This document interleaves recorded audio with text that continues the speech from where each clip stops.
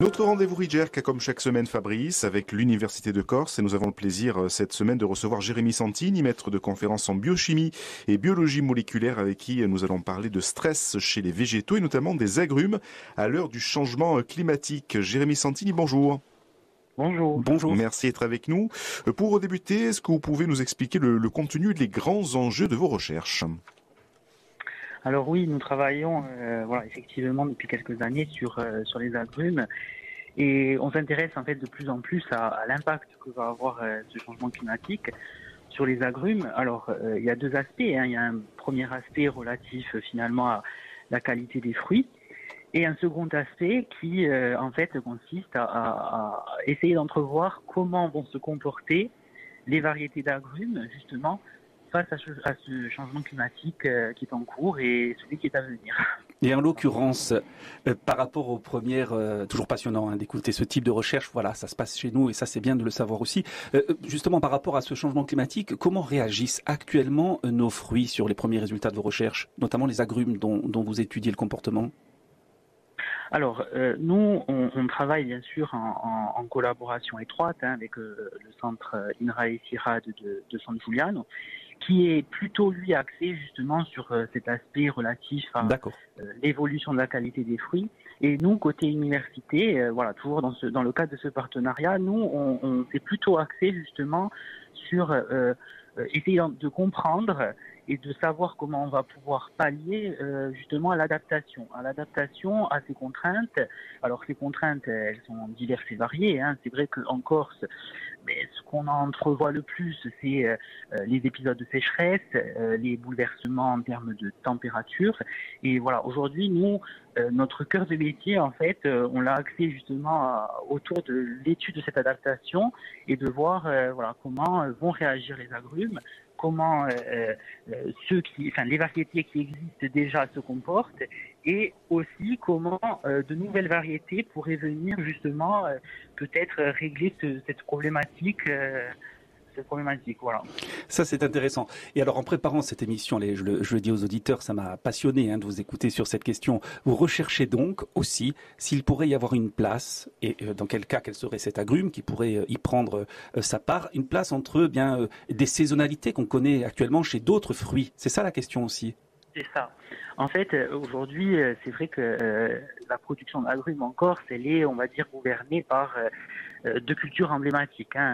La clémentine, qu'on retrouve sur nos étals de la période allant d'octobre aller jusqu'à janvier, et ensuite le pomelo, qu'on retrouve sur les étals à partir du mois d'avril jusqu'à environ au mois de juillet. Et c'est vrai qu'on observe en fait un trou dans la période entre janvier et avril. Alors, il y a effectivement en Corse, on retrouve des oranges, des citrons, mais on est à la recherche en fait d'un produit qui pourrait être un petit peu emblématique de cette période, comme je dirais le fait déjà l'Espagne, le Maroc, où vous retrouvez sur les marchés en janvier, février, mars des petits agrumes, alors de style mandarine, qui sont très bons. Et voilà, nous on voudrait trouver cette variété qu'on pense nouvelle, justement sur ce pas de temps-là. Donc on travaille avec l'INRAE et le CIRAD, qui eux font de la création variétale. Ils créent de nouvelles variétés d'agrumes.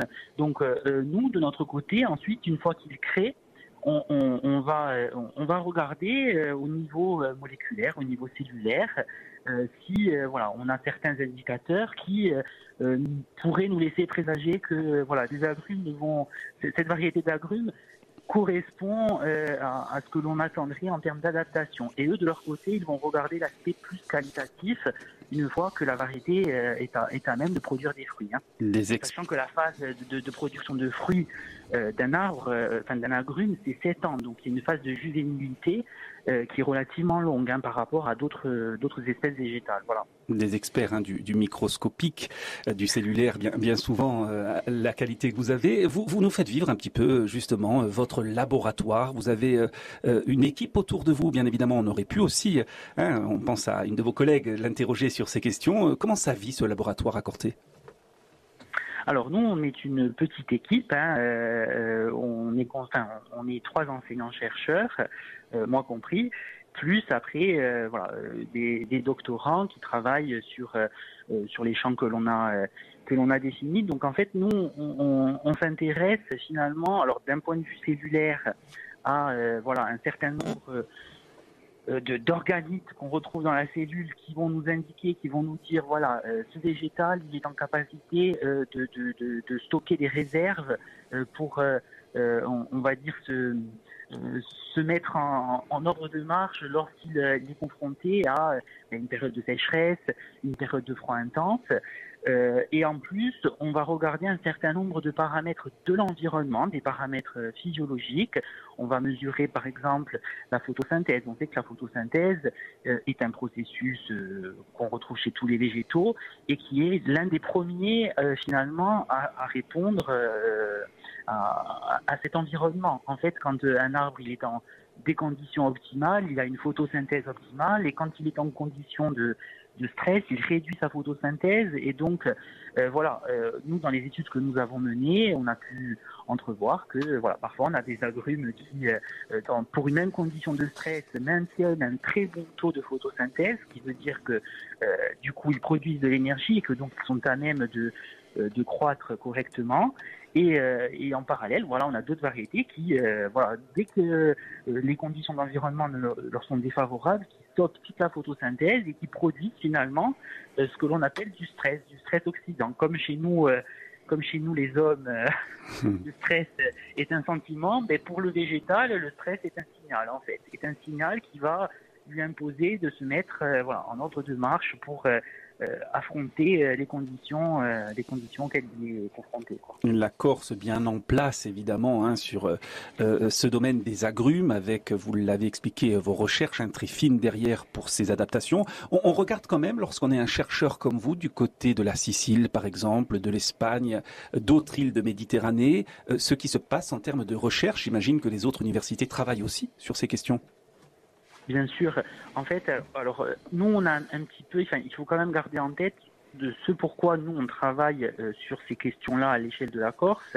La Corse, en fait, c'est la limite septentrionale de culture des agrumes. C'est-à-dire que après, au-dessus de la Corse, on retrouve quasiment plus de culture agrumicole, même si aujourd'hui, il y a quelques zones de culture. Je pense notamment à la région de Menton, où on connaît le citron de Menton.